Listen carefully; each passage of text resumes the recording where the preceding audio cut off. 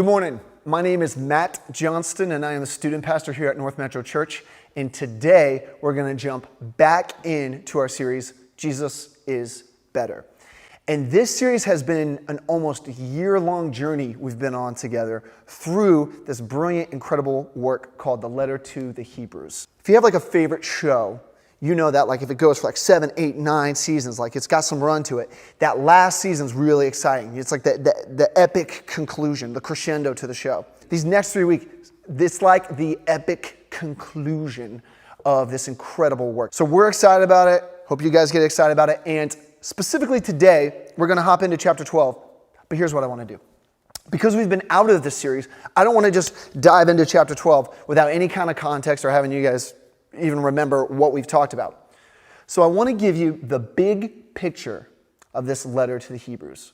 And I'm a visual learner, I'm a visual thinker. Even when I'm plotting out sermons, I always draw them out. I'm just very visual. So I want to bring you guys into the process today. And I want to show you the big picture of the letter to the Hebrews. And then we'll find where our passage is within that, because everything we read today is going to be tied to and connected to everything we've talked about so far.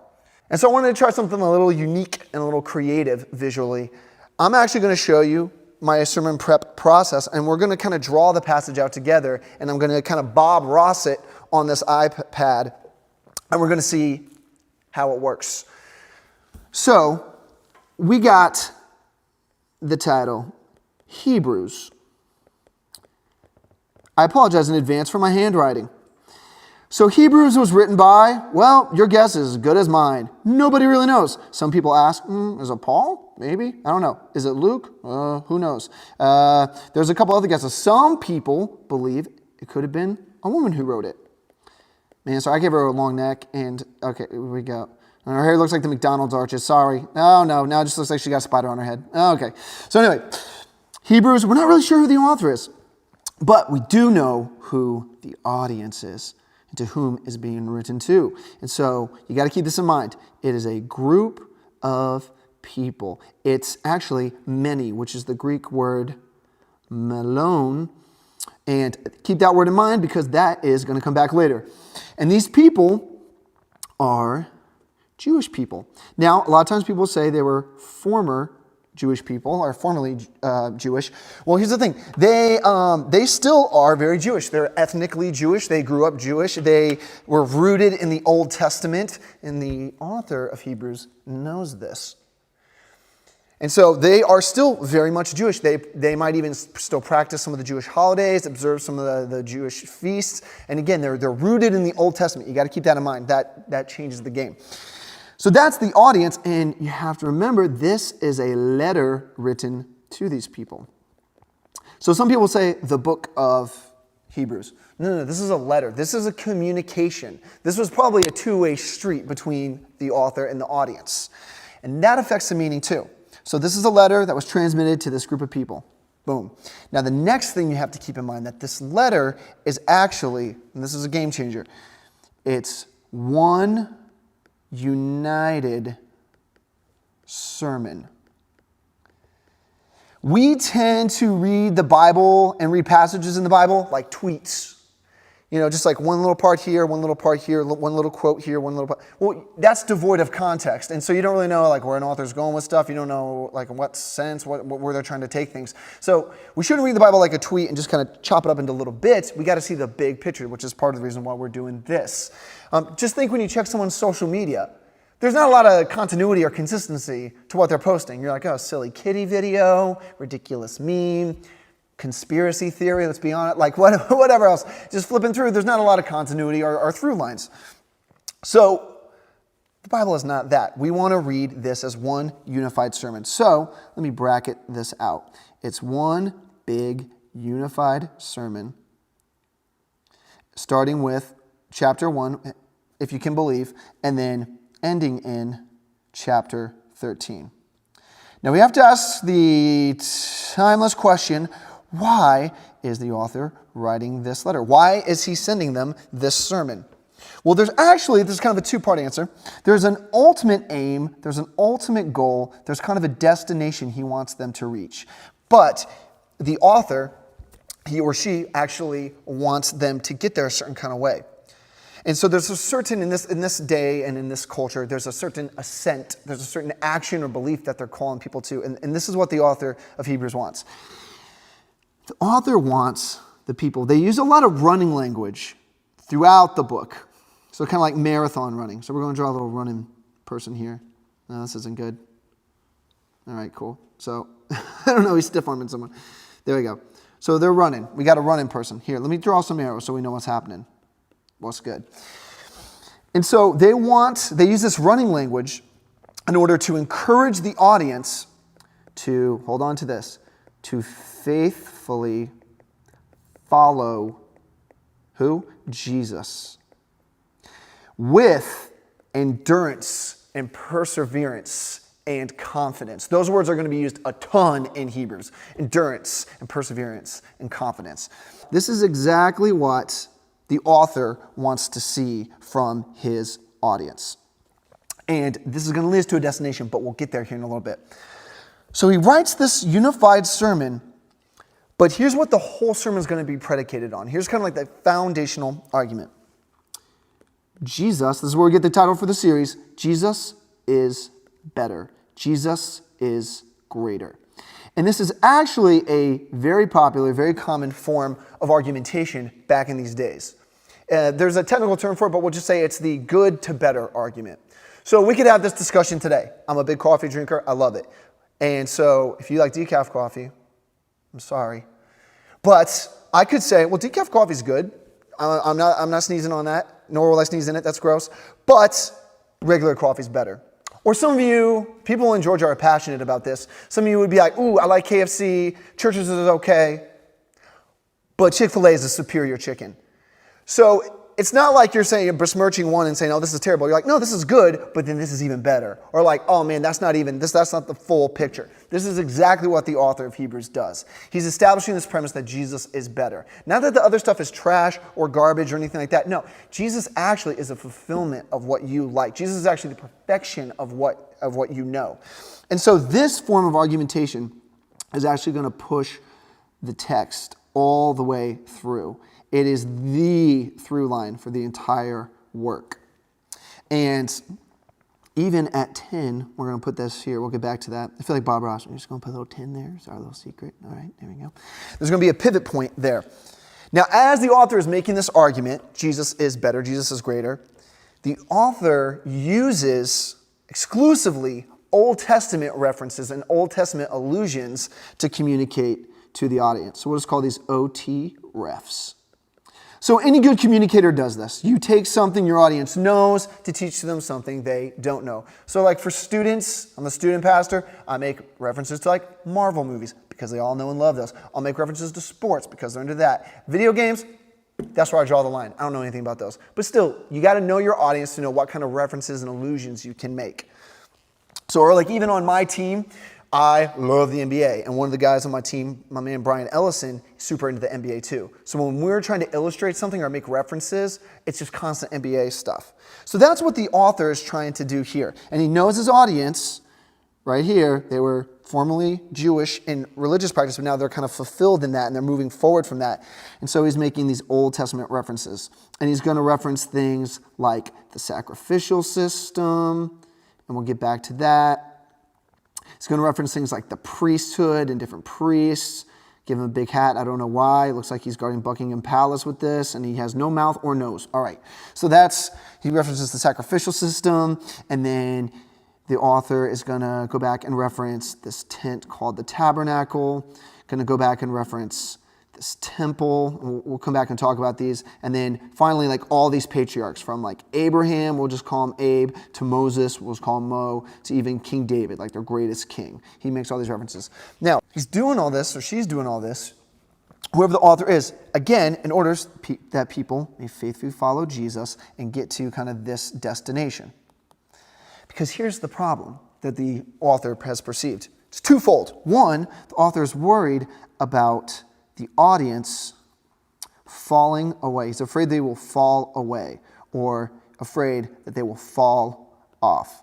So like back in the day, if something was like relevant or good, we used to say like it fell off, or like if there was like an actor or actress who was super famous and then just kind of disappeared, we always said they kind of fell off. That's what Paul was worried about. And especially in terms of like running a race or like this running language, not Paul, I don't know why. I guess I just assumed Paul wrote it. The author is afraid that they're going to fall away. And so just think about like if you're running a marathon and all of a sudden you're staying on the straight and narrow and then you're like, you know what, I'm actually going to take a detour and I'm going to go to McDonald's. I'm going to do that instead of a marathon. Or if you're not into McDonald's, turn that frown upside down. Maybe go to Wendy's, get a Frosty and just dip the fries directly into the Frosty. He's afraid they're going to fall off. So that's why the author will say things like, hold fast, persevere, endure. But then that's only one fear. The second fear is that they're going to fall back to where they were before they started following Jesus. They're just going to kind of fall back due to persecution, due to internal conflict, due to just the fact that sometimes following Jesus isn't easy, and so there's an endurance issue, like, oh my gosh, enough already.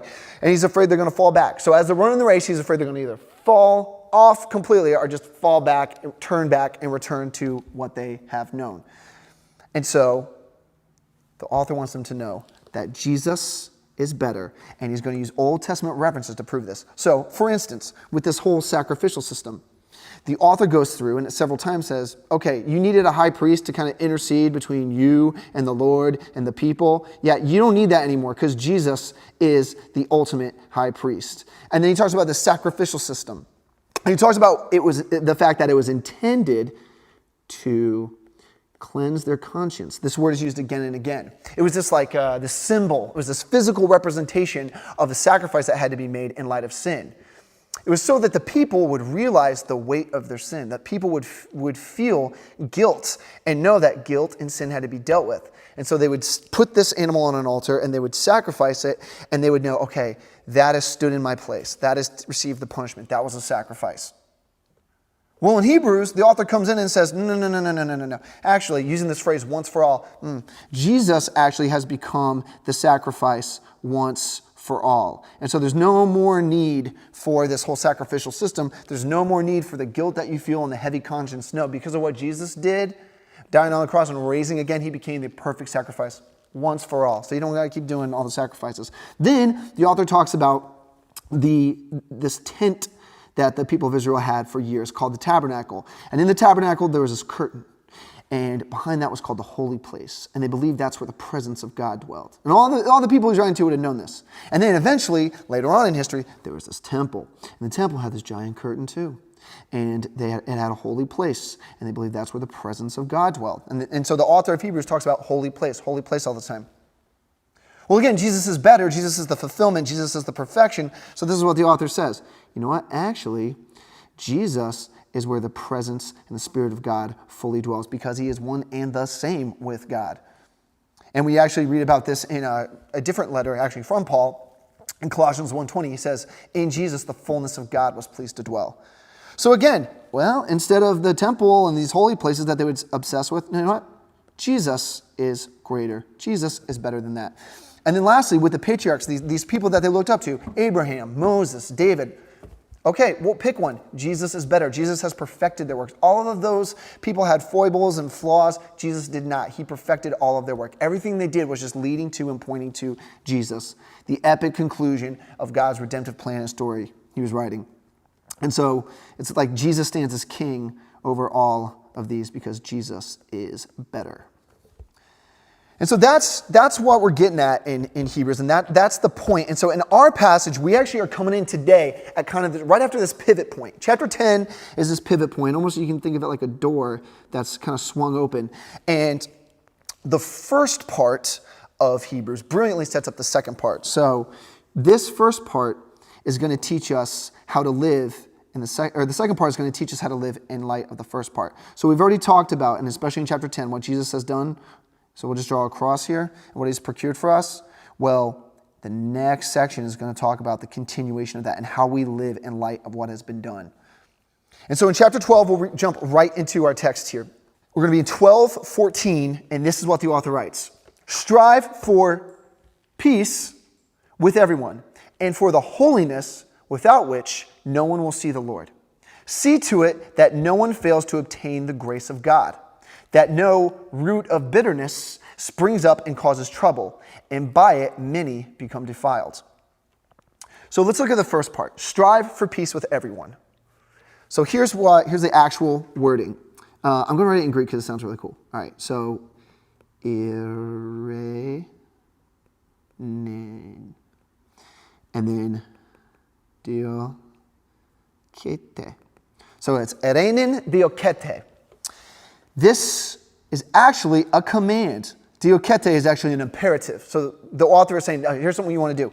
And he actually is talking about peace. So the word for peace in Greek, I want you to say this at home because it sounds cool, is ereine. Now, lower your voice a little bit and make it more breathy. Ereine. Sounds amazing, doesn't it? Okay, if you're watching this with your significant other, I want you to turn away and then look and say, ereine. It sounds hot, right? Well, this is a significant word to the audience that the author is writing to. And ereine is actually based on this word from the Old Testament, this important word, and actually throughout the whole Bible, shalom, peace. And here's a concept of shalom that I didn't know, a concept of peace that I didn't know till later in life. And it was incredibly helpful and informative for me. So shalom is not just absence of conflict. It's not just like feeling good, no one's mad. No. Peace, shalom, ereine, it's about fullness. It's about fully connected to others, to the Lord, to ourselves, we'll talk about that, and to the earth that we've been placed upon and that we are responsible for.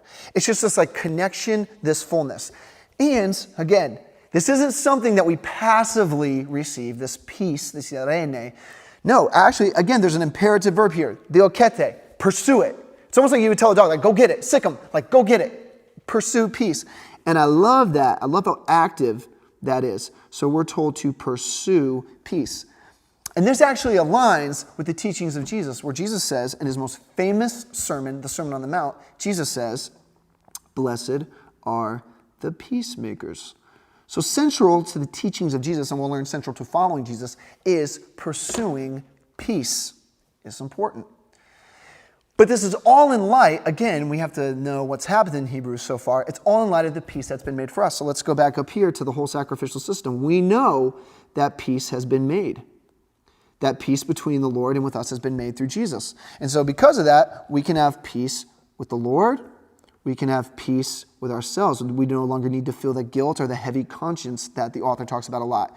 And we can bring more peace to this place we're placed in and responsible for. More kingdom come will be done on earth as it is in heaven. But then that peace has to be extended outward, externally, to other people. And so that's what the call is in this section, to pursue peace. But then we have this next part in 14 where it says, strive for peace with everyone and for the holiness without which no one will see the Lord. And so this word, I'm just going to write it because it looks cool in Greek. Hagiasmas. Hagiasmas. And so it means holiness. That actually means to be set apart. And so I want to just really make this simple and accessible for you. This word is normally used when authors are trying to encourage their audience to become more like Jesus. That's what that is. We can never be fully holy on our own, fully righteous on our own. No, we try to become more and more like Jesus. And again, this kind of gets back to the author's point. That's why he wants them to run after Jesus, faithfully follow, to become more and more like Jesus. In fact, that's why we say here at North Metro Church, we help people find, and I'm going to capitalize this, follow Jesus.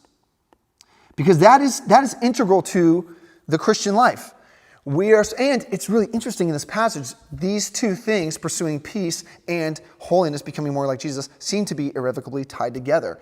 Part of following Jesus, an integral part of it, is pursuing peace. So we want to be like Jesus. We want to not just find Jesus. We don't want to just assent to Jesus or say we believe in Jesus. No, we want to follow Jesus. So in student ministry, we say this a lot. When you decide to follow Jesus, that's not your last step. That's your first step. The whole rest of your life is pursuing and following Jesus. We also say this, following Jesus is not a one-time decision. It's a lifetime commitment. And I tell people all the time, Jesus didn't call us to go make converts or go make people who vote Jesus to where there's like, yeah, I guess I believe in Jesus. Sure, that sounds good. I got nothing better to do. No, Jesus called us to go and make disciples. And so that's what we are to do as well. So we want to become like Jesus. We want to help people find and follow Jesus. And so part of holiness is just striving to become more and more like Jesus each day to the glory of God the Father. And in fact, this is a way of living. In the early church, non-church people, non-followers of Jesus, actually called the Jesus movement the way. And so it is a way of living. It's a way of existing in the world. It's a pursuit. And again, pursuing peace is a big part of this. And yes, we always, always, always look to the sacrifice on the cross and the empty tomb. And we talk about what has been done for us. But we should also talk about on the other side of the cross, on the other side of resurrection, what we are to become. Because that is important too. And so we are called towards holiness, called to be more like Jesus every day. But again, this seems to be tied in this passage to pursuing peace. So, in preaching, they always talking about have a bottom line. So I'm going to draw a bottom line here. And this is what I want to suggest today. Perhaps peace, focus on the word peace, is the holiest pursuit. And that's active, that's an ongoing thing. And so I feel like if we're truly followers of Jesus, we must be seeking and pursuing peace at every turn, in every relationship, individually and corporately, which we'll get to. But here's the problem that we're presented with in verse 15. There's a warning here. See to it that no one fails. Okay, so see to it, actually in the original language is this warning. It's beware, be cautious. I mean, it would be like a yellow sign with an exclamation point. Be careful that no one fails to obtain the grace of God, that no one's denied the grace of God, that no one falls short of the grace of God, and that no root of bitterness springs up and causes trouble, and by it many become defiled. So as we are here trying to pursue peace, wholeness, shalom, eirene, and in doing so, becoming more and more like Jesus, there's an impediment that we're presented with here, and it's this bitter root that grows up and actually stands in the way of our becoming more like Jesus, stands in the way of us following Jesus. And if you've ever had like a weed or anything like that, or any kind of thing you've had to get out of your yard, you know that weeds and things like that, bitter roots, they go deep, and roots run deep, and it's a whole network. And it's sprawled and intricate and not easy to pull up. So during like the first stages of the quarantine, like many people, if you were at Home Depot, you knew this or tried to go there, my wife and I decided we were going to get our yard game together. So we started pulling weeds, getting rid of trees, and there were so many times where I went to go pull something, and it was just like a little plant like this, but I knew it was a weed or something that was grown up that I didn't want to become a problem. And I'd go to pull it, and there's like more to it. And then you're like, okay, so how, you pull it again, and there's more to it. And it turns into like this magic trick where you're just like, or it feels like you're rolling up an extension cord, you're just,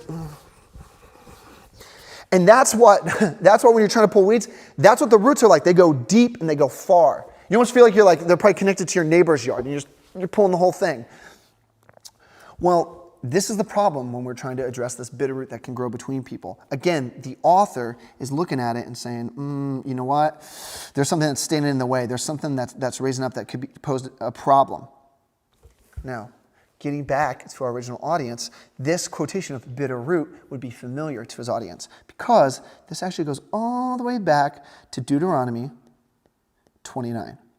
And in Deuteronomy 29, Moses, who we talked about earlier, that guy, Deuteronomy 29, Moses is telling the people of Israel before they go into the promised land, hey, be careful, make sure that no bitter root rises up among you and contaminates everyone. And what he's saying in context, we don't have time to go into the full thing, but he's saying, hey, make sure everyone is faithful, make sure everyone's doing what they're called to do, because one bad apple essentially can spoil the bunch. And so this bitter root would actually take us to this mindset of, yeah, the actions of one person can actually affect the many. The problems that rise up between maybe two people can affect everyone. So, for instance, my wife right now has the big thing of dill, like this herb dill, in the fridge. And everything in the fridge that's in the open area now tastes and smells like dill. Not my favorite taste. Similarly, there was this other time where my wife left green onion in like our vegetable drawer. And so every time I would go in to get like kale, it tasted like green onion. Or like spinach, it tasted like green onion.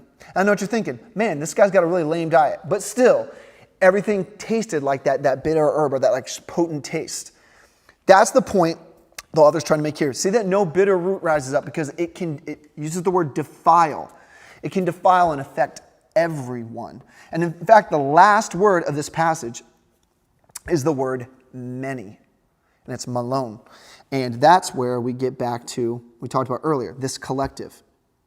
And so here's what we know from this. We want to avoid, as we pursue peace, we want to avoid something growing up to block and hinder that, because that's going to block our following Jesus and becoming more like Jesus. But then, when bitter roots do grow up, they run deep and they affect everyone. Because here's the deal. We are all irrevocably tied together and inseparably bound.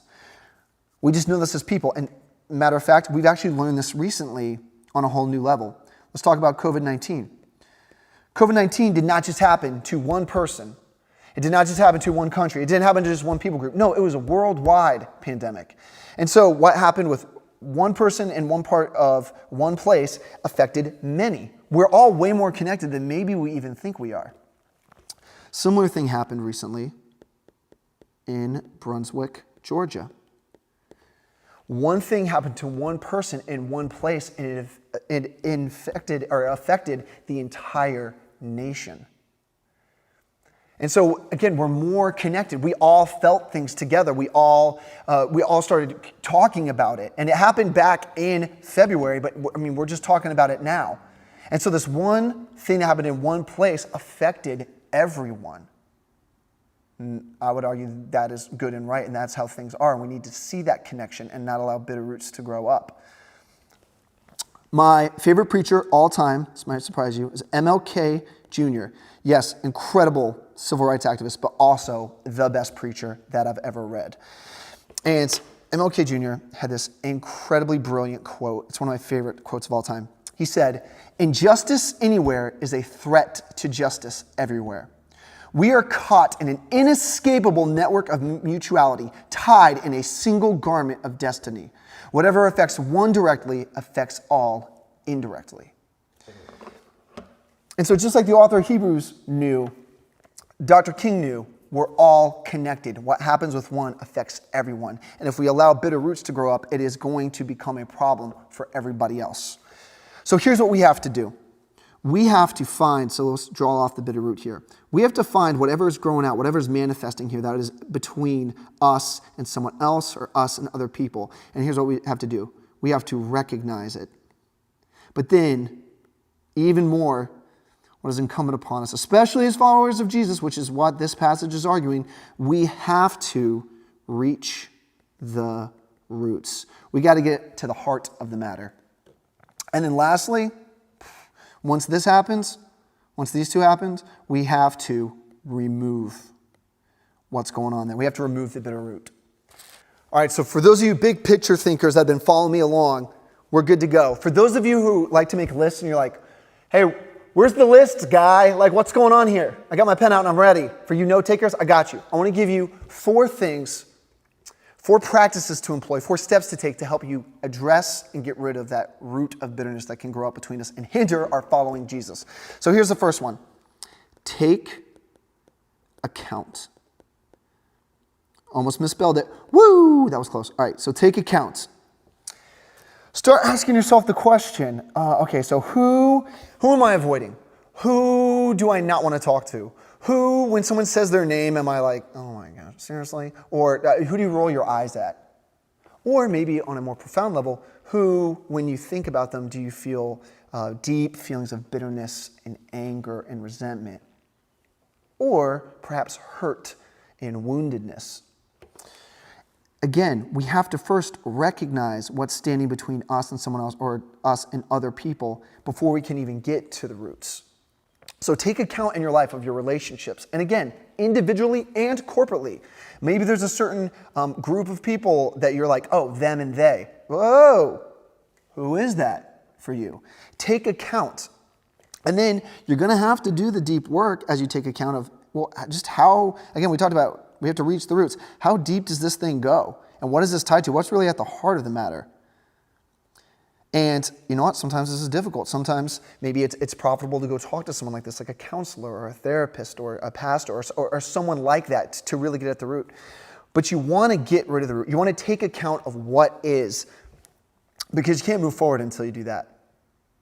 And there's this verse in Proverbs 14. It's actually verse 30. And it says that a heart at peace is health to the body, but bitterness rots the bones. And in the original language, the word bones there means it's etzem, it means essence. Bitterness rots your essence. So you don't want this growing up, and you don't want this undergirding your relationships or your views of people. You want health, you want healing. So take account in your life. Be aware, be cognizant of what's going on, and kind of survey that. Second thing, take the longest word in the human language, okay, responsibility. Woo, I should have made a shorter one. Take responsibility. You got to own what is yours. Now, I will say this on a prefatory note. Some stuff has been done to you in your life, and you have been the victim of certain things that are not okay and are inexcusable, and you need to seek healing with that, and I think separation and distance is healthy, and talking to people and seeking help is a good thing. But taking responsibility in certain situations, you can make peace, and there is a part of it that is yours to own. So I'll use myself as an example. So there's someone in my life, I was talking to a counselor recently, super helpful by the way, and we were talking about someone that I know, and I was like, oh, this person, they've wronged me in these ways, and this goes back years, and it's like they've wronged me in these ways, and I feel this about them, and them, and this, and that, and them, and then the counselor goes, I didn't ask about what they are feeling and what they do and what motivates them. I asked about you. And that was a game changer for me, because I'm like, oh yeah, I'm only talking about them. I have a stake in this. I'm accountable and I'm responsible for how I feel towards that person. And so I had to take account of that and then take responsibility for it. And I had to start pulling at the deep roots. Where is this wound? Is this kind of ridiculous that I feel this way towards you? What things that this person has done to me are unjust and wrong, and I can call them that. But I can also take responsibility for what part of it I have, how I feel towards them, and how I act towards them, which we'll get at here in a minute. By analogy, if you have kids, I grew up with a lot of siblings, and one of the things we always said is like, don't snitch, like don't tell, don't tattle. Well, I think it's the same with the Lord. I don't think the Lord wants us to go before Him and be like, you wouldn't believe what they did. Oh my gosh, well, they said this, but they did that, but that's not what the Lord calls us to do. That's not maturity. That's not faithfully following Jesus. No, we're called to pursue peace. So if your child came up to you and was like, Timmy hit me, and then you talk to Timmy and you're like, hey, Timmy, why'd you hit him? And Timmy goes, because he hit me first. Are you going to look at Timmy and be like, in that case, sorry. Yeah, he definitely had it coming. I hope you really let him have it. In the future, try to give him a shiner so he really gets the point. No parent's ever going to say that. So I think it's the same with the Lord. The Lord doesn't want us to go, but they first. No. That's not how it works. We take responsibility for what is ours, and we pursue peace at all costs. Next thing I would recommend, take responsibility. Then I would say, this is an important one, take compassion with you in every mental exercise, every conversation you have, take compassion with you. With this one person in my life, I had a hard time feeling empathy and compassion. And so someone I was talking to made this brilliant point, and they gave me, I've got a very vivid imagination, and they gave me this visualization. They said, picture that person like a scared little child lost in the woods, running to you with tears streaming down their face and their arms in the air because they're lost, running at you and jumping into your arms. So once they told me that, they then asked, so how do you feel now, Matt? And I was like, I feel compassion. Like, I felt it. That helped me visualize, now I feel really bad for them. Well, I think we should extend that same compassion towards all people. We're all out here trying to do the best we can. We all will fall short. We all hurt one another. We're all trying to get through life, and it's hard. So we need to have that compassion for other people. Now, sometimes this is a little weird because I had this basketball coach in high school that always said like really hurtful things. And I tried to do that with him, but it's hard to picture like a 60-something-year-old man running at me and be like, please, I'm lost in the woods. Help me. Like that was a little ridiculous, but it was a helpful exercise nevertheless. So I want to give you that. Take compassion into situations and circumstances. Take compassion towards relationships, either individually or corporately. It'll be a game changer. Last thing. Call to action. Again, everything's very kinetic and active in this passage. Take a step. Take a step forward. Notice all the arrows in this drawing. Everything is moving forward, moving us more in our pursuit of following Jesus. Take a step. Do one small thing. Do the next best thing. One teeny tiny step. And here's what I've learned in the process. Sympathy, empathy, and compassion,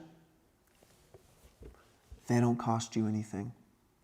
So despite how you feel towards a person or a group of people, you know what you can always do? You can always extend some sympathy, some empathy, and some compassion. That's free. So we probably don't need to be stingy with that. So I would encourage you, for those you need to, extend that. Take a step. Have a conversation. Even if it's someone from your past, get on Zoom. I mean, we all know we're out there connecting with like high school friends, college friends. Some of you are probably talking to like your middle school teacher on Zoom. We're that bored at this point. Start a conversation. Start a Zoom. Start a text. Reach out to someone. In fact, right now, think of that person you can reach out to. Take that step to pursue peace. But once again, I started this section with this. I want to end this section with this. There are times in our lives where people have hurt us in very wrong ways. And it's just injustice, top to bottom, left to right. And so sometimes distance is healthy, or sometimes justice is what is needed and called for, and you can pursue that too, because God is a God of justice. But it says this in Romans 12:18, and I love this, and this helps me kind of discern between the two. Paul's actually writing this time to this church in Rome, and he says in Romans 12:18, he says, as far as it depends on you, live at peace with all people, or make peace with all people. And that helps me. As far as it depends on me, I take account, I take responsibility, I take compassion, and I take a step. And at the end of the day, if it doesn't go anywhere, I can rest my head on my pillow and know that I did what the Lord had called me to do. And I did not let a bitter root grow up to impede or hinder my following Jesus. So what would it look like if we as the church, as followers of Jesus, were a force for peace in this world? I think sometimes throughout Christian history, the church has been the first one to be like, "Argh," and like slam their fist at something. No, what if we were the first ones to run towards and pursue peace and reconciliation? What if we truly recognize that we are called to this fullness, this shalom, this eirene, this peace, and because of what Jesus has done for us, we have that connection with the Lord. And because of that, we have this new connection with ourselves where we don't feel guilt or shame or heaviness, but we can rest secure in our identity in Jesus. And that can be the fuel that inspires and motivates us to bring more of his kingdom come and his will be done on earth as it is in heaven. And what if we took that mindset and didn't just keep it internally or where we're at, but we extended it outward towards others to make peace, to pursue peace? What if we were able to bring about this and be, I think Paul says in another letter, he says, ambassadors of reconciliation. What if we help bring this shalom? What if we help bring this eirene to the earth? And this is kind of where everything is going. If you read the Bible and you believe the Bible, where everything is going is a day in which Jesus' kingdom and reign will be fully manifest on this earth. And so there's this portion of scripture in Isaiah 2. And Isaiah says this, that someday when the kingdom is finally realized, people will take their swords and beat them into plowshares. They'll take their spears and they'll beat them into pruning hooks. And so basically Isaiah is taking this language of like things we weaponized, the violence, the anger, the things that came between us, those are actually going to be repurposed someday for good and for nurturing and for growing things and for flourishing. And so what if we just took that next step of peace in our family, with our friends, with our significant others, and with our society? I believe the church is called to do that. And Jesus is the hope of the world, and we live with that living hope, and so we are called to pursue peace, to be more and more like Jesus. So may you today realize that peace is the holiest pursuit. And as you pursue that, may you realize that because we have been forgiven much, we have much to forgive. And as we live with a living hope, may our hope propel us towards more for the world. More of the kingdom come, more of the will to be done on earth as it is in heaven. And as you're pulling up the bitter roots, as you're recognizing them and you're trying to remove them, I pray that the Lord continues to heal your hurts.